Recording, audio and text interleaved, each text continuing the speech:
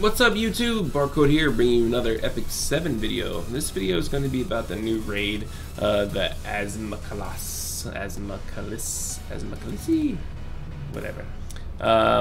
So let's go into why you should be farming it.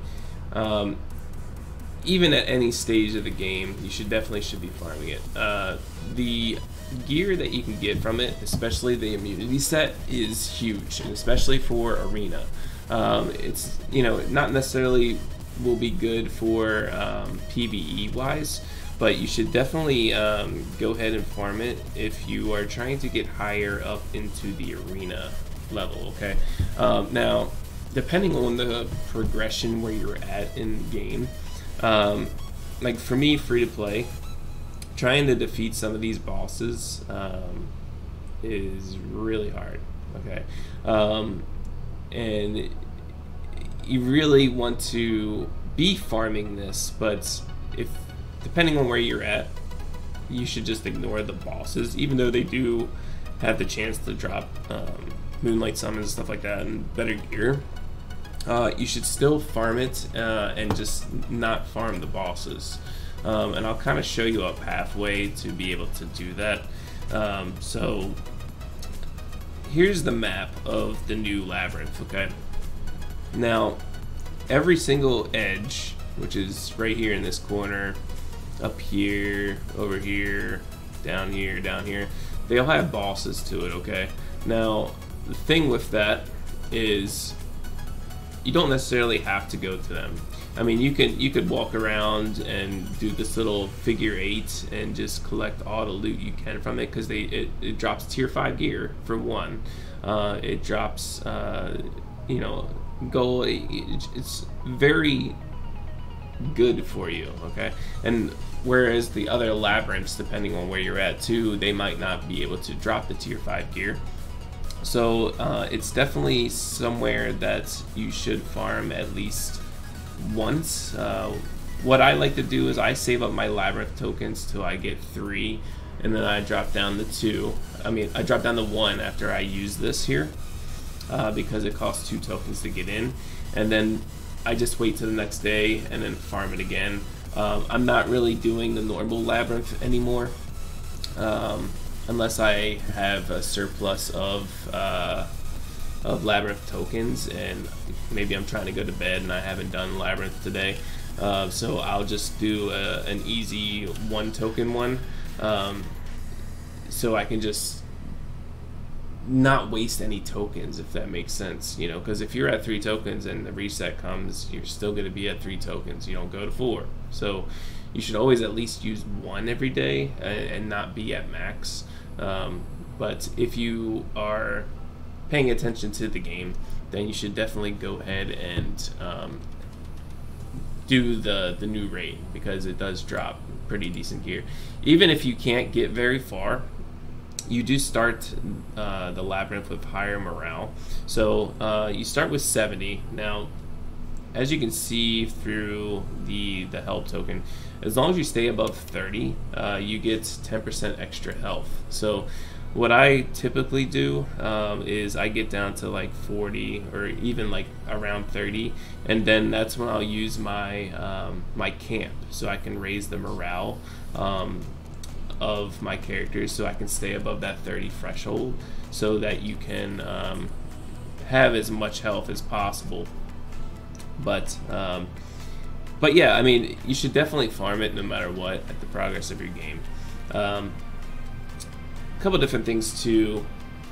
What I like to do is I kind of like to explore. I'm a completionist, so I like to explore every single type of the map, and even in the normal labyrinths, I haven't really farmed them efficiently, because I had like the highest level labyrinths open, but I was still completing the lower levels just so I can get to 100% explore rate with those, so that I can, there's actually achievements that you can get from completing 100% of the labyrinth. So that's extra rewards in your pocket to be able to use. So that's why I like to be a completionist, just because of the achievement rewards.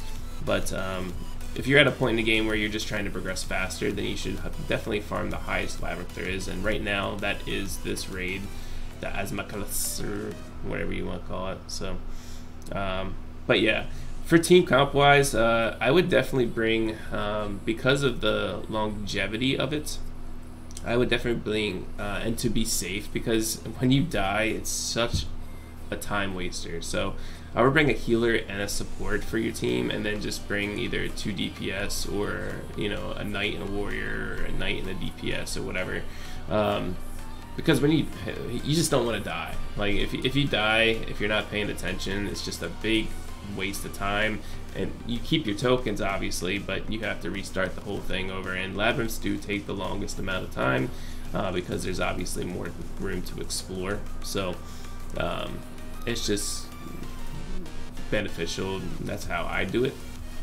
But yeah, a couple different things too is, once you start to explore, you kind of want to pay attention to like chests and stuff like that, and where things drop and where things are. This is even in normal labyrinth too, like the vendors and stuff like that. You kind of want to make sure you know where they are, because once you start farming this like non-stop, you want to be able to know where the best route is, so that you get the highest amount of rewards that you can. So yeah, like I said with morale too, I'm above 30 right now, so I'm gonna go ahead and just camp now. And I don't know if you've noticed too, is, you know, other people match up with other characters better than others, okay?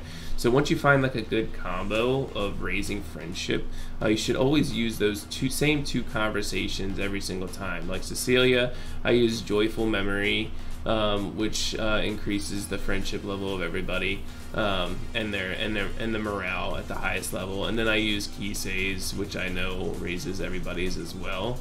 They all match up really good. So that's the highest morale boost that I can get, and the highest friendship level that I can get. And that's a good way to be able to raise friendship quickly, is to do things like that. So I wonder if you can actually, like if I camped here, I'm gonna actually try it. If you camp, right, and then say you quit. So you raised all your friendship levels of your champions, right? And then you quit the dungeon. Does that remove the friendship that was increased? I think I'm going to try that. I'm going to test that out here in a little bit and see if that actually works. So, but yeah, I mean, that's pretty much it for the Labyrinth. I mean, I would definitely farm this for the good gear, because you're going to need it eventually, and there's no other place to get the new gear right now. So I don't even think it's in the shop yet. So I haven't seen any, and I'm a shop whore, so I like to farm the shop a ton. So thanks for tuning in, guys. I hope that kind of helps with Labyrinth and using your tokens proficiently. Leave a comment below, just talk about if you've gotten any good gear or whatever the case may be, or if you have any suggestions on better ways to farm it. But until then, I'll check you guys in the next video. Peace.